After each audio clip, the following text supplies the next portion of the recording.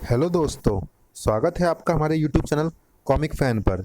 दोस्तों, आज मैं आपके लिए लेकर आया हूँ डोगा की एक खतरनाक कॉमिक्स, डोगा हमें दो। संजय गुप्ता पेश करते हैं डोगा हमें दो। डोगा जब जाता है तो या तो शरीर तोड़कर जाता है या छोड़कर। टिक टिक, नहीं डोगा, मुझे यहाँ छोड़कर मत जाओ। बम विस्फोट के बाद क्या बचता है? तबाही। गोलीबारी के बाद क्या बचता है? जिंग जिंग जिंग, तबाही। आतंकवादी हरकतों के साथ क्या होती है? तबाही। सूरज हड़बड़ा कर उठा। नहीं, बस, बस और तबाही नहीं। हे भगवान, जब मैं सपने में ये खौफनाक मंजर देखकर बर्दाश्त नहीं कर सका, तो जिन लोगों का वास्तव में आतंकवाद से सामना होता होगा, उनका क्या हाल होता होगा। सूरज आईने में अपनी शक्ल देखकर चौंक पड़ा। खौफ के पसीने में डूबा हुआ ये चेहरा क्या डोगा का है? नहीं, ये चेहरा डोगा का नहीं हो सकता। ये तो सूरज का चेहरा है, और सूरज एक साधारण इंसान है, आम इंसान है। सूरज ने धरा वो रूप। हाँ, ये चेहरा डोगा का है। एक खौफनाक कुत्ते का मास्क एक आदमी के चेहरे के डर को छुपा देता है, और ये चेहरा सिर्फ गुर्राना जानता है, काटना जानता है, फाड़ खाना जानता है।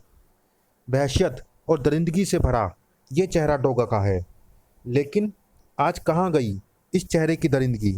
मुझे तो इसमें और आम आदमी के चेहरे में कोई फ़र्क महसूस नहीं हो रहा।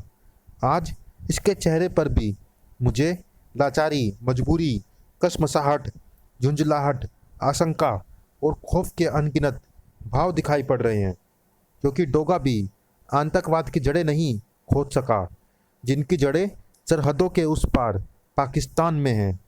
भारत माँ से अलग हुआ एक कपूत बेटा आज उसी की छाती रौंदने की कोशिश कर रहा है, मगर वो भूल गया कि इस माँ का सपूत अभी जिंदा है। भारत पाकिस्तान के बीच जब भी कोई वनडे इंटरनेशनल क्रिकेट मैच होता है, तो ये न सिर्फ दोनों देशों के बीच ही ज़बरदस्त होता है, बल्कि बच्चे बच्चे की निगाहें इस मैच और मैच के प्रत्येक रन और विकेट पर टिक जाती है। स्टेडियम खचाखच हो जाते हैं। सड़कें यूं सुनसान हो जाती है मानो कर्फ्यू लगा दिया गया हो। सांसें यूं थम जाती है जैसे मौत का बुलावा आ गया हो। हजारों लोग खेल भावना से प्रेरित होकर ऐसे मैचों का समर्थन करते हैं, तो आतंकवाद से खार खाए चिड़े उतने ही लोग बहिष्कार करते हैं। आज यहाँ छक्के उड़ाए नहीं जाएंगे, छुड़ाए जाएंगे। आक्रोश फूट पड़ा। अब मैच नहीं, युद्ध होगा। मुंबई की ज़मीन पर युद्ध डोगा को बर्दाश्त नहीं। युद्ध के लिए बॉर्डर होता है, स्टेडियम नहीं। घर आए मेहमान की इज्जत करना हम भारतीयों की परंपरा रही है। ये परंपरा आज भी नहीं टूटेगी। खुद खा लूँगा, लेकिन इस धरती पर इन्हें जख्म खाकर नहीं जाने दूंगा। इनकी हिफाजत मेरा, आपका और इस देश तीनों का धर्म है। खनाक खनाक। तब तक पुलिस के साथ साथ ब्लू आर्मी यानी रैपिड एक्शन फोर्स RAF भी हरकत में आ चुकी थी। खदेड़ों ने स्टेडियम से बाहर डोगा का वहां पहुंचने का पर्पज हल हो चुका था। वो खुद मुंबई पुलिस द्वारा वांटेड एक भगोड़ा मुजरिम था। खिलाड़ियों को हिफाजत से पवेलियन पहुंचवा चुका था। अब अपनी हिफाजत भी जरूरी थी। खेल के मैदान में खेल का फैसला होना चाहिए, जंग के मैदान में जंग का। मैदान बदलने से किसी का फायदा नहीं होगा। पवेलियन के बड़े बड़े शीशों में से डोगा को ताकती उन आंखों में श्रद्धा के भाव थे। कौन था वो जो जुनून की आंधी बनकर उतरा, हुजूम से टकराया, अपना खून बहाया, घाव खुद खा गया, जिंदगी हमें देकर तूफान की तरह गुजर गया? डोगा था वो। डोगा बड़ा विचित्र सा नाम है, बड़ा विचित्र सा काम भी तो है उसका। देखा नहीं क्या भी? इतने बड़े हुजूम की हजामत करने में हज्जाम को भी कई दिन लग जाते, लेकिन डोगा ने सिर्फ एक गोली चलाई। हालांकि डोगा से कोई संबंध नहीं है मेरा, ना व्यक्तिगत न जातिगत, लेकिन फिर भी पता नहीं क्यों उसे देखकर मेरा सिर फख्र से ऊंचा हो गया। डोगा का जुनून उसके कद से बहुत ऊंचा था। तो तू है चंपी उस्ताद, सुना है मुंबई के वो बड़े बड़े अपराधी तेरे आगे सिर झुकाते हैं, जिनके संबंध पाकिस्तानी खुफिया एजेंसी आईएसआई से है। तरह तरह के खुशबूदार तेलों से तू उनकी बदबूदार खोपड़ियों की चंपी करता है। इन्फॉर्मर है तू उनका। आज तेरी चंपी मैं करूँगा। उसकी ज़रूरत नहीं पड़ेगी डोगा बाप, अपुन सब कुछ बताएगा। आहा। डोगा चंपी उस्ताद की चंपी करके बाहर निकला। नाकाम निकम्मे लोगों की बस्ती, जिन्हें चंपी उस्ताद जैसे लोगों का पता रहता है, मगर फिर भी कोई पुलिस को इन्फॉर्म करने की कोशिश नहीं करता। नाकाम नकारा पुलिस, जिसकी नाक के नीचे चंपी उस्ताद जैसे बदबूदार कीड़े गिज जाते हैं, मगर पुलिस की नाक को इस बदबू का एहसास नहीं होता। डोगा आह, मैंने क्या किया है? आह। चंपी उस्ताद से आज डोगा दर्जन भर नाम पते लेकर निकला था। डोगा डोगा डोगा, तुम्हें यह हरकत शोभा नहीं देती। मेरे पास क्लब में गैम्बलिंग व बार का लाइसेंस है। मुझे लाइसेंस मत दिखाओ, मैं सरकारी आदमी नहीं हूँ। मैं जानता हूँ कि ऐसे लाइसेंस का तुम जैसे लोग किस प्रकार फ़ायदा उठाते हैं। नमूना देखना चाहते हो तो तुम में से वो खड़ा हो जाए जो लंगड़ा है। जिंग जिंग जिंग जिंग। अरे, तुम तो चारों ही खड़े हो गए। मैंने सिर्फ लंगड़े को खड़ा होने को कहा था। जिंग जिंग। और तुम में लंगड़ा ये है। ओह। लोग अपनी टांगों का इस्तेमाल चलने के लिए करते हैं, यह गोदाम के लिए करता है। इसमें हेरोइन जैसी घातक नशे के पैकेट भरकर, आह, जिसे ये सीमा पार से यहाँ लाता है और यहाँ से ये जहर लोगों तक पहुँचता है। जिंग जिंग। सलीम लंगड़े, गोदाम बंद हो गया। एक नकली टांग तो तेरे पास है ही, अब दूसरी का भी इंतजाम कर ले। डोगा अपनी बाइक के पास पहुंचा और उसने बाइक पर लगे टाइम बम का स्विच दबा दिया। जिसको मरना हो सिर्फ वही यहाँ पर रुके। डोगा, मुझे माफ़ कर दो, मुझे यहाँ छोड़कर मत जाना। डोगा जब जाता है तो या तो शरीर तोड़कर जाता है या छोड़कर। तुझे यहाँ से मौत खुद ले जाएगी। कहीं मौत ले गई थी, कहीं ले जाने वाली थी। मेरे देश को आतंकवाद की आग लगाने वाली अपराध की चिंगारियाँ यहीं पर मौजूद है, जिन्हें पाकिस्तानी सिर्फ हवा देकर भड़का देते हैं। मैं इन चिंगारियों को बुझा दूंगा। डोगा, काला शराबी, अपराध की दुनिया में नकली शराब असली बोतल में बंद करके बेचने में तू अव्वल है। मेरी गोलियां तेरे जैसों को निशाना बना देने में अव्वल है। आज डोगा को कई निशाने लेने थे। मुंबई के ऐसे छटे हुए अपराधी ही वो चिंगारियां हैं जो लालच से भड़कती है और अपने ही देश को जलाती है। मैं चाहता हूँ पाकिस्तान फूंक तो मारे, मगर उसे कम से कम यहाँ कोई ऐसी चिंगारी ना मिले जो उसकी फूंक से भड़क कर आतंकवाद के शोले भड़काए। खनाक। डोगा, ये यहाँ क्या करने आया है? काटने, और भूनने। यहाँ अब हथियारों की नहीं, मौत की डीलिंग होगी। इस डीलिंग का पता सिर्फ चंपी उस्ताद को था। इसे हमारी डीलिंग का पता कैसे लगा? कहीं डोगा ने चंपी उस्ताद की चंपी तो नहीं कर दी? Pakistan, Islamabad, headquarter of ISI. मैं पाकिस्तान से चीफ मशरूफ बोल रहा हूँ। चंपी उस्ताद कहाँ है? उसकी मुझसे फ़ौरन बात कराओ। बात नहीं हो सकती, वो हॉस्पिटल में है। काला शराबी से बात कराओ, वो तो दोजक में चला गया। सलीम लंगड़ा कहाँ पर है? वो तो सुपर्दे खाक हो गया साहब। रिजवी से बात कराओ, वो हथियारों की डील कर रहा है। उसे तो जनाजा भी नसीब नहीं हुआ। उफ, कोई हॉस्पिटल में है, कोई दोजक चला गया, कोई सुपुर्दे खाक हो गया, किसी को जनाजा भी नसीब नहीं हुआ। हम यहाँ आतंकवादी कार्यवाही भड़काने की प्लानिंग बनाने में मशरूफ़ है और वहाँ कोई हिंदुस्तान में हमारे लिंक तोड़ रहा है। कौन है वो? एक हिंदुस्तानी कुत्ता, उसका नाम भी डोगा है। मौलाना ठीक कहते हैं।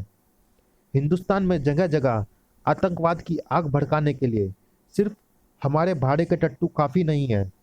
लोकल क्रिमिनल्स की भी ज़रूरत पड़ती है, क्योंकि उन्हें उस जगह की भौगोलिक जानकारी होती है जो कि हमारे एजेंट्स को उतनी नहीं होती।